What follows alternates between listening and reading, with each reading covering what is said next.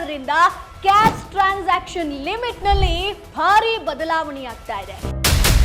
In case ನೀವು cash deposit ಮಾಡ್ತೀರಾ, ಏನಾದ್ರೂ ಟ್ರಾನ್ಸಾಕ್ಷನ್ ಅನ್ನ ಮಾಡ್ತೀರಾ ಅಂತಂದ್ರೆ 100% ಪೆನಾಲ್ಟಿ ಬೀಳುವಂತ ಚಾನ್ಸಸ್ ಇದೆ. ಹಾಗಾದ್ರೆ ಯಾವ ತರಹದ ಕ್ಯಾಶ್ ಟ್ರಾನ್ಸಾಕ್ಷನ್ ಅನ್ನ ನಾವು ಅವಾಯ್ಡ್ ಮಾಡಬೇಕಾಗುತ್ತೆ? ಹೊಸ ಇನ್ಕಮ್ ಟ್ಯಾಕ್ಸ್ ರೂಲ್ಸ್ ಏನೇನ್ ಚೇಂಜಸ್ ಆಗಿದೆ, ಎಷ್ಟು ಲಿಮಿಟ್ ಇರುತ್ತೆ, ಇವೆಲ್ಲದರ ಬಗ್ಗೆ ಕಂಪ್ಲೀಟ್ ಮಾಹಿತಿಯನ್ನ ಈ ಒಂದು ವಿಡಿಯೋದಲ್ಲಿ ತಿಳಿಸ್ಕೊಡ್ತೀನಿ. ಈ ವಿಡಿಯೋ ನಿಮಗೆ ತುಂಬಾ ಯೂಸ್ಫುಲ್ ಆಗುತ್ತೆ, ಪ್ರತಿಯೊಬ್ಬ ನಾಗರಿಕರಿಗೂ ಗೊತ್ತಿರಬೇಕಾದಂತ ಮಾಹಿತಿ ಇದು. ಸೊ ಹಾಗಾಗಿ ವಿಡಿಯೋವನ್ನ ಸ್ಕಿಪ್ ಮಾಡದೆ ಕೊನೆ ತನಕ ನೋಡಿ. ಹಾಯ್, ಹೆಲೋ, ನಮಸ್ಕಾರ, ವೆಲ್ಕಮ್ ಟು ವಾಸ್ವಾಲಾ ಯೂಟ್ಯೂಬ್ ಚಾನೆಲ್. ನಾನು ಚೈತ್ರ. ಎಸ್ ಸ್ನೇಹಿತರೆ, ಏಪ್ರಿಲ್ 1 2026ರಿಂದ ಇನ್ನೇನು ಸ್ವಲ್ಪ ದಿನ ಬಾಕಿ ಇದೆ. ಸೊ ನಿಮ್ಮ ಒಂದು ಏನಾದರೂ ನೀವು ಕ್ಯಾಶ್ ಟ್ರಾನ್ಸಾಕ್ಷನ್ ಅನ್ನ ಮಾಡ್ತೀರಾ ಅಂತಂದ್ರೆ ಲಿಮಿಟ್ನಲ್ಲಿ ಒಂದಷ್ಟು ಬದಲಾವಣೆಗಳಾಗಿದೆ. ಸೊ ಎಷ್ಟೆಷ್ಟು ಲಿಮಿಟ್ ವಿತ್ ಎಕ್ಸಾಂಪಲ್ ನಿಮಗೆ ತಿಳಿಸ್ಕೊಡ್ತೀನಿ. ಸೊ ಯಾವ ತರಹದ ಕ್ಯಾಶ್ ಟ್ರಾನ್ಸಾಕ್ಷನ್ ಅನ್ನ ನಾವು ಅವಾಯ್ಡ್ ಮಾಡಬೇಕು, ಇವೆಲ್ಲದರ ಬಗ್ಗೆ ಈ ವಿಡಿಯೋದಲ್ಲಿ ತಿಳಿಸ್ಕೊಡ್ತೀನಿ. ಸೊ ಮೊದಲನೇದಾಗಿ ಸ್ನೇಹಿತರೆ, ಬ್ಯಾಂಕಲ್ಲಿ ನೀವು ಇನ್ ಕೇಸ್ ಕ್ಯಾಶ್ ಡೆಪಾಸಿಟ್ ಮಾಡ್ತೀರಾ ಅಂತಂದ್ರೆ ಅದರಲ್ಲೂ ಆ ಒಂದು ಲಿಮಿಟ್ ಕೂಡ ಚೇಂಜಸ್ ಆಗಿದೆ ಸ್ನೇಹಿತರೆ. ಸೊ ಇಲ್ಲಿ ನಿಮಗೆ ಫಿನಾನ್ಷಿಯಲ್ ಇಯರ್, ಒಂದು ಫಿನಾನ್ಷಿಯಲ್ ಇಯರ್ ಅಲ್ಲಿ ನೀವು ಬ್ಯಾಂಕ್ಗೆ ಎಷ್ಟು ಡೆಪಾಸಿಟ್ ಮಾಡಬೇಕು ಅನ್ನೋದನ್ನ ಹೇಳ್ತೀನಿ, ಮಾಡಬಹುದು ಅನ್ನುವಂಥದ್ದನ್ನ. ಸೊ ಇನ್ ಕೇಸ್ ನಿಮ್ಮ ಹತ್ರ ಪ್ಯಾನ್ ನಂಬರ್ ಇತ್ತು ಅಂತಂದ್ರೆ, ಸೇವಿಂಗ್ಸ್ ಅಕೌಂಟ್ ಅಂತಂದ್ರೆ ನಿಮಗೆ 10 ಲಕ್ಷ ತನಕ ಲಿಮಿಟ್ ಇರುತ್ತೆ ಸ್ನೇಹಿತರೆ. ಅದೇ ನಿಮ್ದು ಕರೆಂಟ್ ಅಕೌಂಟ್ ಅಂತಂದ್ರೆ ಸ್ನೇಹಿತರೆ 50 ಲಕ್ಷ ತನಕ ಒಂದು ಲಿಮಿಟ್ ಇರುತ್ತೆ. ಸೊ ಈಗ ನೀವು ಕೇಳ್ಬೋದು, ಸರಿ ಮೇಡಮ್, ನಮಗೆ ಪ್ಯಾನ್ ನಂಬರ್ ಇಲ್ಲ ಅಂತಂದ್ರೆ ಅದರಲ್ಲಿ ಲಿಮಿಟ್ ಏನೇನು ಚೇಂಜಸ್ ಆಗುತ್ತೆ ಅಂತ. ಸೊ ಇನ್ ಕೇಸ್ ನಿಮಗೆ ನಿಮ್ಮ ಹತ್ರ ಪ್ಯಾನ್ ಕಾರ್ಡ್ ಇಲ್ಲ ಅಂತಂದ್ರೆ ಇನ್ಕಮ್ ಟ್ಯಾಕ್ಸ್ ಆಕ್ಟ್ 2025 ಅಡಿಯಲ್ಲಿ ಸೊ ಇಲ್ಲಿ ಬಂದಿರುವಂತಹ ಹೊಸ ತಿದ್ದುಪಡಿ ಈ ಒಂದು ಲಿಮಿಟ್ ನಿಮಗೆ ಕಡಿಮೆ ಮಾಡಿದೆ ಸ್ನೇಹಿತರೆ. ಅಂದ್ರೆ ಇದು ಏಪ್ರಿಲ್ 1 2026ರಿಂದ ಅಪ್ಲಿಕೇಬಲ್ ಆಗ್ತಾ ಹೋಗುತ್ತೆ.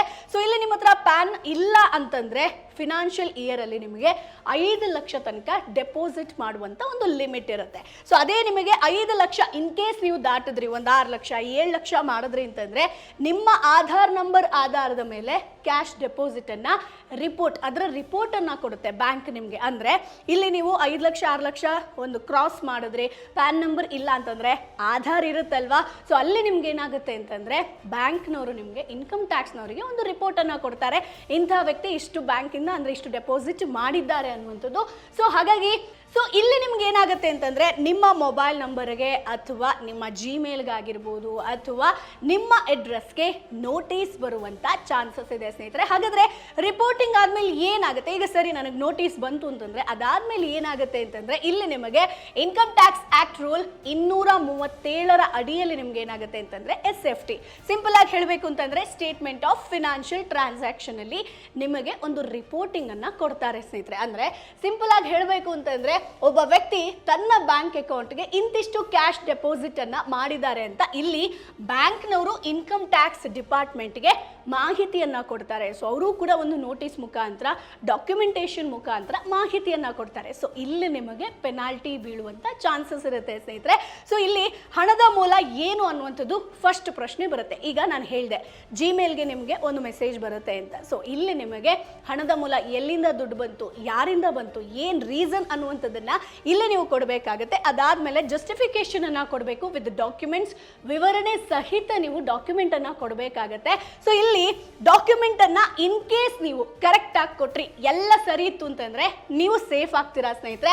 ಇನ್ ಕೇಸ್ ನೀವು ಕರೆಕ್ಟ್ ಆಗಿ ಕೊಟ್ಟಿಲ್ಲ ಅಂತಂದ್ರೆ ಅನ್ಎಕ್ಸ್ಪ್ಲೈನ್ಡ್ ಕ್ಯಾಶ್ ಅಂತ ಅದನ್ನ ಕನ್ಸಿಡರ್ ಮಾಡ್ತಾರೆ. ಅಂದ್ರೆ ನೀವು ಅದಕ್ಕೆ ಯಾವುದೇ ಡಾಕ್ಯುಮೆಂಟೇಶನ್ ಕೊಟ್ಟಿಲ್ಲ, ಎಲ್ಲಿಂದ ದುಡ್ಡು ಬಂತು ಅಂತ ಹೇಳಿಲ್ಲ. ಸೊ ಇದು ನಿಮ್ಗೆ ಏನಾಗುತ್ತೆ, ಓಕೆ ಇದು ನಿಮ್ಗೆ ಕರೆಕ್ಟ್ ಆದಂತ ಮಾಹಿತಿ ಅಲ್ಲ, ಎಲ್ಲಿಂದಾನೋ ದುಡ್ಡು ಬಂದಿದೆ ಅನ್ನುವಂತ ಒಂದು ಸಂಶಯ ಬರುತ್ತೆ ಸ್ನೇಹಿತರೆ. ಸೊ ಹಾಗಾಗಿ ಕರೆಕ್ಟ್ ಆದ ಎಕ್ಸ್ಪ್ಲನೇಷನ್ ಕೊಟ್ರಿ ಅಂತಂದ್ರೆ ನೀವು ಸೇಫ್ ಆಗ್ತೀರಾ.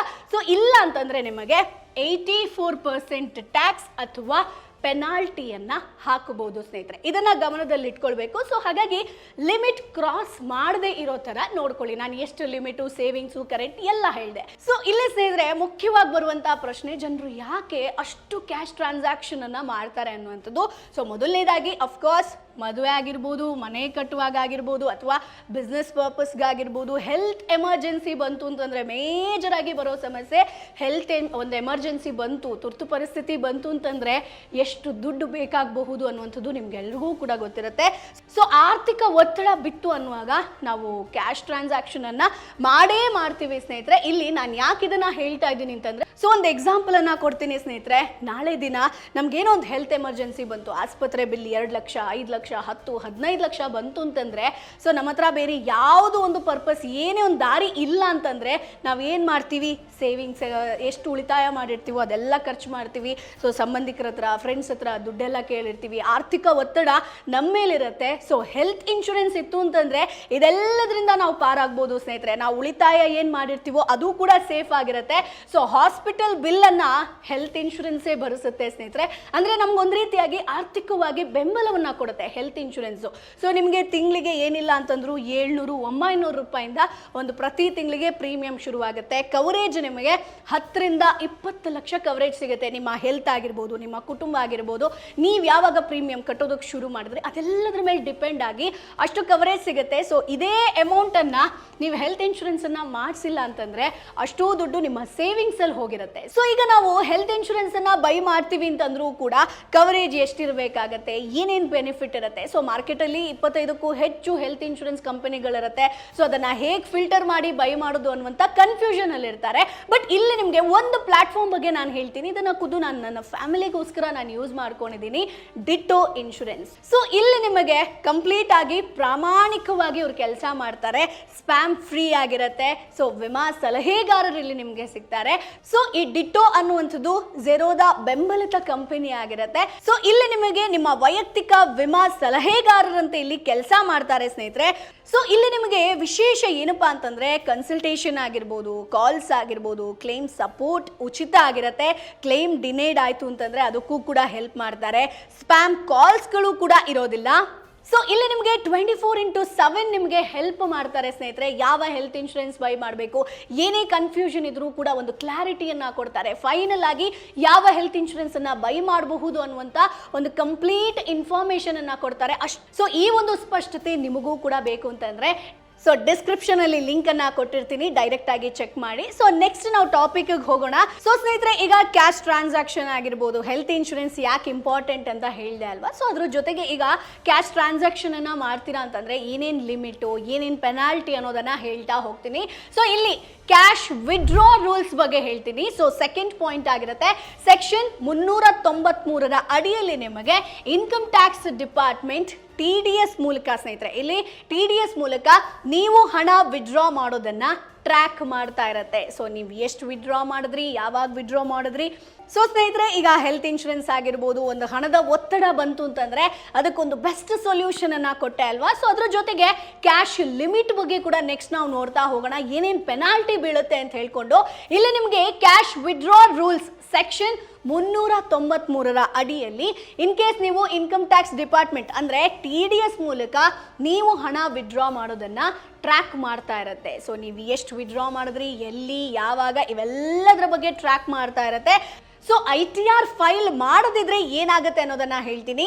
ಸೊ ಕ್ಯಾಶ್ ವಿಡ್ರಾ ಲಿಮಿಟ್ ನಿಮಗೆ 1 ಕೋಟಿ ಆಗುತ್ತೆ ಸ್ನೇಹಿತರೆ. ಸೊ 1 ಕೋಟಿಗಿಂತ ಜಾಸ್ತಿ ನೀವು ವಿಡ್ರಾ ಮಾಡಿದ್ರಿ, ಸೊ ಇಲ್ಲಿ ನೀವು ITR ಫೈಲ್ ಮಾಡಿಲ್ಲ ಅಂತಂದ್ರೆ 2% TDS ಕಟ್ ಆಗುತ್ತೆ ಸ್ನೇಹಿತರೆ. ಸೊ ಅದನ್ನ ನೀವು ಗಮನದಲ್ಲಿ ಇಟ್ಕೊಳ್ಬೇಕಾಗತ್ತೆ. ಸೊ ಕಟ್ ಆಗಿರೋ TDS ITR ಫೈಲ್ ಮಾಡುವಾಗ ಇಲ್ಲಿ ನೀವು ಕ್ಲೈಮ್ ಮಾಡ್ಕೊಳ್ಬಹುದು. ಅದರ ಜೊತೆಗೆ ಅಂಡ್ ಇನ್ನೊಂದು ಇಂಪಾರ್ಟೆಂಟ್ ಆಗಿ ಹೇಳಲೇಬೇಕು. ಸೊ ಇಲ್ಲಿ ನಿಮಗೆ ಕ್ಯಾಶ್ ವಿಡ್ರಾ ಆಗಿರ್ಬೋದು, ಕ್ಯಾಶ್ ಡೆಪಾಸಿಟ್ ಆಗಿರ್ಬೋದು, ಲಿಮಿಟ್ ದಾಟ್ತು ಅಂತಂದ್ರೆ ಬ್ಯಾಂಕ್ ಮಾಹಿತಿಯನ್ನ ಕೊಟ್ಟೇ ಕೊಡುತ್ತೆ. ಸೊ ಅದನ್ನ ಕೂಡ ನೀವು ಗಮನದಲ್ಲಿ ಇಟ್ಕೊಳ್ಬೇಕಾಗತ್ತೆ. ಸೊ ನೆಕ್ಸ್ಟ್ ನಾವು ನೋಡೋದಾದ್ರೆ ಕ್ಯಾಶ್ ಸೇಲ್ಸ್ ಲಿಮಿಟ್ ಬಗ್ಗೆ, ಅಂದ್ರೆ ಸೆಕ್ಷನ್ 186 ಅಂಡರ್ ಅಲ್ಲಿ ಏನೇನು ಚೇಂಜಸ್ ಆಗಿದೆ ಅಂತ ಹೇಳ್ತೀನಿ. ಸೊ ಒಂದು ದಿನದಲ್ಲಿ ಒಬ್ಬ ವ್ಯಕ್ತಿಯಿಂದ ನೀವು 2 ಲಕ್ಷಕ್ಕಿಂತ ಹೆಚ್ಚು, ಅದು 2.5 ಲಕ್ಷ ಆಗಿರ್ಬೋದು, 2,10,000 ಆಗಿರ್ಬೋದು, ಕ್ಯಾಶ್ ತೆಗೆದುಕೊಳ್ಬಾರ್ದು ಸ್ನೇಹಿತರೆ. ಇದನ್ನ ನೆನಪಲ್ಲಿ ಇಟ್ಕೊಳ್ಳಿ. ಇನ್ ಕೇಸ್ ಕ್ಯಾಶ್ ಅನ್ನ ನಾನು ತಗೊಂಡೆ ಅಪ್ಪ, 2.5 ಲಕ್ಷ ತಗೊಂಡೆ ಅಂತಂದ್ರೆ ಏನಾಗುತ್ತೆ, ಸೊ 100% ಪೆನಾಲ್ಟಿ ಬೀಳುವಂಥ ಚಾನ್ಸಸ್ ಇರುತ್ತೆ. ಅಂದರೆ ನೀವು 2.5 ಲಕ್ಷವನ್ನು ತಗೊಂಡ್ರಿ ಅಂತಂದರೆ ಮತ್ತೆ 2.5 ಲಕ್ಷ ಪೆನಾಲ್ಟಿ ಬೀಳುವಂಥ ಚಾನ್ಸಸ್ ಇರುತ್ತೆ. ಅಂದರೆ 100% ಪೆನಾಲ್ಟಿ ಆಗಿರುತ್ತೆ ಸ್ನೇಹಿತರೆ. ನೆಕ್ಸ್ಟ್ ಪ್ರಾಪರ್ಟಿ ಡೀಲ್ ಕ್ಯಾಶಲ್ಲಿ ಏನೇನು ಚೇಂಜಸ್ ಆಗಿದೆ. ಸೊ ಸೆಕ್ಷನ್ 185 ಅಡಿಯಲ್ಲಿ ನಿಮಗೆ 20,000ಕ್ಕಿಂತ ಜಾಸ್ತಿ ಕ್ಯಾಶನ್ನು ತಗೋಬೇಡಿ. ಅಂದರೆ ಇಲ್ಲಿ ಟೋಕನ್ ಮನಿ ಅಡ್ವಾನ್ಸ್ ಅಂತ ಬಂದರೆ ಅಥವಾ ಒಡಂಬಡಿಕೆ ಹಣ ಅಂದರೆ ಒಪ್ಪಂದದ ಹಣ ಅಂತ ಹೇಳ್ತೀವಲ್ವಾ, ಸೊ ಅದಾಗಿರ್ಬೋದು, ಅಥವಾ ಸೇಲ್ ಕನ್ಸಿಡ್ರೇಷನ್ ಅಂದರೆ ಇಲ್ಲಿ ನಿಮಗೆ ಮಾರಾಟದ ಒಟ್ಟು ಮೊತ್ತ. ಸೊ ಇಲ್ಲಿ ಈ ಒಂದು ನಿಯಮವನ್ನು ನೀವು ಉಲ್ಲಂಘ ಮಾಡಿದ್ರಿ, 20,000ಕ್ಕಿಂತ ಜಾಸ್ತಿ ತಗೊಂಡ್ರಿ ಅಂತಂದರೆ 100% ಪೆನಾಲ್ಟಿ ಬೀಳುವಂಥ ಚಾನ್ಸಸ್ ಇದೆ. ಅಂದರೆ ಒಂದು ಎಕ್ಸಾಂಪಲನ್ನು ಕೊಡ್ತೀನಿ. ಸೊ 50 ಲಕ್ಷ ಕ್ಯಾಶನ್ನು ನೀವು ತಗೊಂಡ್ರಿ ಅಂತಂದರೆ 50 ಲಕ್ಷ ಪೆನಾಲ್ಟಿ ಬೀಳುತ್ತೆ. ಸೊ ಇದನ್ನು ನೀವು ಗಮನದಲ್ಲಿ ಇಟ್ಕೊಳ್ಬೇಕಾಗತ್ತೆ. ಸೊ ನೆಕ್ಸ್ಟ್ ಪ್ರಾಪರ್ಟಿ ರಿಫಂಡ್ ಸೆಕ್ಷನ್ನು 185 ಆಗಿರ್ಬೋದು, 188 ಅಂಡರಲ್ಲಿ ನಿಮಗೆ ಸೊ ಇಲ್ಲಿ 20,000 ಜಾಸ್ತಿ ಕ್ಯಾಶ್ ಲೋನನ್ನು ತಗೋಬಾರ್ದು. ಸೊ ಇದು ಕೂಡ ನೀವು ಗಮನದಲ್ಲಿ ಇಟ್ಕೊಳ್ಬೇಕಾಗತ್ತೆ. ಸೊ ವಾಪಸ್ ಕೊಡೋದು ಕೂಡ ಕ್ಯಾಶಲ್ಲಿ ಬೇಡ ಸ್ನೇಹಿತರೆ. ಇಲ್ಲಿ 2 ಆಪ್ಷನ್, 20,000 ಜಾಸ್ತಿ ಕ್ಯಾಶನ್ನು ನೀವು ತಗೊಳ್ಳೂಬಾರ್ದು, ಲೋನನ್ನು ತಗೊಳ್ಳೂಬಾರ್ದು, ರಿಟರ್ನ್ ಕೊಡಬೇಕು ಅಂತಂದ್ರೂ ಕೂಡ ನೀವು ಕ್ಯಾಶಲ್ಲಿ ಕೊಡಬಾರ್ದು. ಇನ್ ಕೇಸ್ ಕೊಟ್ರಿ ಅಂತಂದರೆ 100% ಪೆನಾಲ್ಟಿ ಬೀಳುತ್ತೆ. ಸೊ ಇದು ಕೂಡ ನೆನಪಲ್ಲಿ ಇಟ್ಕೊಳ್ಳಿ. ನೆಕ್ಸ್ಟ್ ನಿಮಗೆ ಸೆಕ್ಯೂರಿಟಿ ಡೆಪಾಸಿಟ್ ಅಂದರೆ ಸೆಕ್ಷನ್ 185 ಹಾಗೆ 188 ಅಂಡರಲ್ಲಿ ಏನು ಚೇಂಜಸ್ ಆಗಿದೆ. ಸೊ 20,000ಕ್ಕಿಂತ ಹೆಚ್ಚು ಕ್ಯಾಶ್ ಡೆಪಾಸಿಟ್ ಬೇಡವೇ ಬೇಡ ಸ್ನೇಹಿತರೆ. ಸೊ ಇಲ್ಲಿ ನೀವು ಇನ್ ಕೇಸ್ ಮಾಡಿದ್ರಿ ಅಂತಂದರೆ ಅಂದರೆ ವಾಪಸ್ ಕೂಡ ನಿಮಗೆ ಸೇಮ್ ನಾನು ಹೇಳ್ದೆ ಅಲ್ವಾ, ವಾಪಸ್ ಕೊಡ್ತೀರಾ ಅಂತಂದ್ರೂ ಕೂಡ ಕ್ಯಾಶಲ್ಲಿ ಬೇಡ ಸ್ನೇಹಿತರೆ. ಇನ್ ಕೇಸ್ ಕೊಟ್ರಿ ಅಂತಂದರೆ 100% ಪೆನಾಲ್ಟಿ ಬೀರುತ್ತೆ. ಸೊ ಲಿಮಿಟ್ ಮೀರಿದ್ರೆ ಪೆನಾಲ್ಟಿ ಫಿಕ್ಸ್ ಆಗಿರುತ್ತೆ. ಇದನ್ನು ಗಮನದಲ್ಲಿಟ್ಕೊಳ್ಳಿ. ಸೊ ನೆಕ್ಸ್ಟ್ ನಾವು ನೋಡೋದಾದರೆ ಬಿಸ್ನೆಸ್ ಕ್ಯಾಶ್ ಖರ್ಚು, ಇದು ಕೂಡ ತುಂಬ ಇಂಪಾರ್ಟೆಂಟ್. ಸೊ ಇದನ್ನು ಕೂಡ ನೀವು ಗಮನದಲ್ಲಿಟ್ಕೊಳ್ಬೇಕಾಗುತ್ತೆ. ಇಲ್ಲಿ ಏನಪ್ಪ ಅಂತಂದರೆ ಒಂದೇ ದಿನದಲ್ಲಿ ಒಬ್ಬರಿಗೆ ನೀವು 10,000ಕ್ಕಿಂತ ಹೆಚ್ಚು ಕ್ಯಾಶ್ ಪೇಮೆಂಟನ್ನು ಮಾಡಿದ್ರೆ ನಿಮಗೆ ಸೆಕ್ಷನ್ 36 ಅಡಿಯಲ್ಲಿ ಖರ್ಚು ಡಿಸ್ಅಲೌಡ್ ಅಂತ ಮೆನ್ಷನ್ ಮಾಡ್ತಾರೆ ಸ್ನೇಹಿತರೆ. ಅಂದರೆ ಪ್ರಾಫಿಟ್ ಜಾಸ್ತಿ ಕಾಣಿಸುತ್ತೆ, ಹೆಚ್ಚು ಟ್ಯಾಕ್ಸನ್ನು ಇಲ್ಲಿ ನೀವು ಕಟ್ಟಬೇಕಾಗತ್ತೆ. ಸೊ ಇದನ್ನು ಕೂಡ ನೆನಪಲ್ಲಿ ಇಟ್ಕೊಳ್ಳಿ. ಅಂದರೆ 10,000ಕ್ಕಿಂತ ಹೆಚ್ಚು ಬರುತ್ತೆ, ಅದು 15,000 ಆಗಿರ್ಬೋದು, 20,000 ಆಗಿರ್ಬೋದು, ಕ್ಯಾಶ್ ಪೇಮೆಂಟನ್ನು ಮಾಡಿದ್ರೆ ಇಲ್ಲಿ ಕೂಡ ನಿಮಗೆ ಪೆನಾಲ್ಟಿ ಬೀಳುತ್ತೆ ಸ್ನೇಹಿತರೆ. ಸೊ ಹಾಗಾಗಿ 2026 ಅಂತ ಬಂದಾಗ ಏಪ್ರಿಲ್ 1ರಿಂದ ನಾನು ಏನೇನು ಹೇಳಿದೆ ಒಂದಷ್ಟು ಬದಲಾವಣೆಗಳಾಗುತ್ತೆ ಸ್ನೇಹಿತರೆ. ಸೊ ಹಾಗಾಗಿ ಕ್ಯಾಶ್ ಟ್ರಾನ್ಸಾಕ್ಷನನ್ನು ಮಾಡ್ತೀರಾ ಅಂತಂದ್ರೆ ಲಿಮಿಟ್ನ ಗಮನದಲ್ಲಿಟ್ಕೊಳ್ಳಿ, ಇಲ್ಲ ಅಂತಂದ್ರೆ ಸಾಕಷ್ಟು ಪೆನಾಲ್ಟಿಯನ್ನ ಕಟ್ಟಬೇಕಾದಂತ ಒಂದು ಸಿಚುವೇಶನ್ ಬರುತ್ತೆ. ಸೊ ಹಾಗಾಗಿ ಅಂಡ್ ನಿಮ್ಗೆ ವಿಡಿಯೋದಲ್ಲಿ ಹೇಳಿದೆ ಸ್ನೇಹಿತರೆ ಡಿಟೋ ಇನ್ಶೂರೆನ್ಸ್ ಬಗ್ಗೆ. ಸೊ ಅದ್ರ ಬಗ್ಗೆ ಮತ್ತೆ ನೆನಪು ಮಾಡ್ತಾ ಇದ್ದೀನಿ. ಸೊ ನಿಮಗೆ ಒಂದು ಸಲಹೆಗಾರರು ಬೇಕು, ಕನ್ಸಲ್ಟೇಷನ್ ಆಗಿರ್ಬೋದು, ಕರೆ ಮಾಡಿ ಒಂದಷ್ಟು ಕ್ಲಾರಿಫಿಕೇಶನ್ ಬೇಕು ಅಂತಂದ್ರೆ ನೇರವಾಗಿ ನೀವು ಡಿಟೋನ ಕಾಂಟ್ಯಾಕ್ಟ್ ಮಾಡಬಹುದು. ಸೊ ಡಿಸ್ಕ್ರಿಪ್ಷನ್ ಅಲ್ಲಿ ಲಿಂಕ್ ಅನ್ನ ಕೊಟ್ಟಿರ್ತೀನಿ, ನೇರವಾಗಿ ಕ್ಲಿಕ್ ಮಾಡೋ ಮುಖಾಂತರ ನಿಮ್ಮ ಒಂದು ಪ್ರಾಬ್ಲಮ್ ಏನಿದೆಯೋ ಅಥವಾ ಏನ್ ಕ್ಲಾರಿಫಿಕೇಶನ್ ಬೇಕೋ ಅದನ್ನ ಪಡ್ಕೊಳ್ಬಹುದು. ಸೊ ಮುಂದಿನ ಎಪಿಸೋಡ್ ಅಲ್ಲಿ ಮತ್ತೆ ನಿಮ್ಮನ್ನ ಭೇಟಿ ಆಗ್ತೀನಿ. ಅಲ್ಲಿವರೆಗೂ ಬೈ ಬಾಯ್. ಬಾಸ್ ವಾಲಾ, ಬಿ ದ ಬಾಸ್.